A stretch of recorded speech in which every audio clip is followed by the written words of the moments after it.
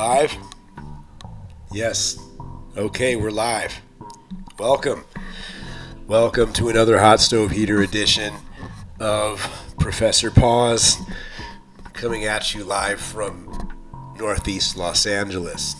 Today we're going to discuss a couple things while I drink my Elysian Night Owl Pumpkin Ale. I'm getting through my autumnal stash of my private reserve of fine alcohols and spirits, which I do keep around the friendly confines of the house in order to help me get through these dark times. Okay, what is it that we're going to really focus on? It's the three-team deal transaction that happened today involving the Pittsburgh Pirates, the Tampa Bay Rays, and the Houston Astros. Apparently, Pittsburgh was able to acquire second baseman Brandon Lowe, outfielder Jake Mangum, and left-handed pitcher Mason Montgomery. Houston picks up right-handed pitcher Mike Burrows to fill out the back end of their rotation. From Pittsburgh, and Tampa Bay is able to acquire Jacob Melton and right-handed pitcher Anderson Brito being sent back from Houston to Tampa Bay. So what did Pittsburgh really do? If you look at their lineup projected going into 26, they've basically replaced Nick Gonzalez, who was kind of disappointing for them, with Brandon Lowe, who hit 31 bombs last year and easily would have led the Pirates in home runs.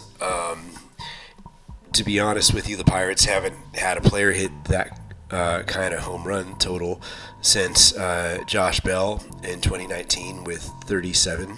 So this is really a big deal for them as far as their ability to hit the ball hard and have that power threat in the middle of their lineup, or at the top of their lineup, that's going to put fear into the hearts of opposing pitchers. So necessary to compete in the NL Central, absolutely. It's going to be assumed that Nick York is going to get a shot at second base for them this year. Nick Gonzalez might be a super sub on the bench, or they might find a place for him elsewhere. And as far as the other players that Pittsburgh acquires in the deal, Mason Montgomery is one of those old school lefty bullpen specialists that gets lefties out. Righties kind of destroy his pitching, though hopefully the Pirates can work with him on his pitch mix to put his splitter more as a heavily featured pitch going forward, and that might make him into more of a full inning reliever, which is compatible with the 3-batter minimum that we have in modern baseball.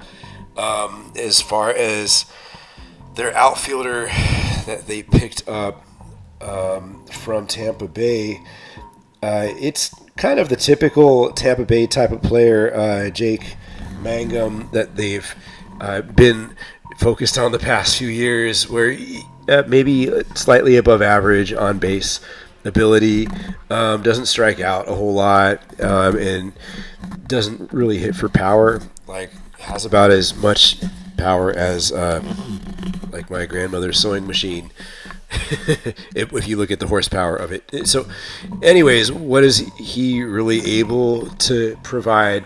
Last year in Tampa Bay, he's a switch hitter, and did steal 27 bases, had an OPS plus of 96, and wins above replacement at 1.6 with 428 plate appearances. So definitely basically a full-time player, and at age 29, I don't know how much improvement that they're going to be able to see out of him, and he's going into his age 30 season. I'm sure he's a solid clubhouse presence. Last year was his first full year in the big leagues, if I'm not mistaken, and guys that push through the minor leagues like that, I have a definitely empathy for them as they struggled for a long time and persevered and kind of made it. So that's the kind of story we like to see, and probably a good clubhouse presence for that reason. All these are operating on assumptions. Anyways, thanks for listening to me ramble about today's transaction between these three teams, and hopefully you all learned something. If you think this episode was stupid, good, or somewhere in between, please drop a message, and we'll see you next time. All right, bye.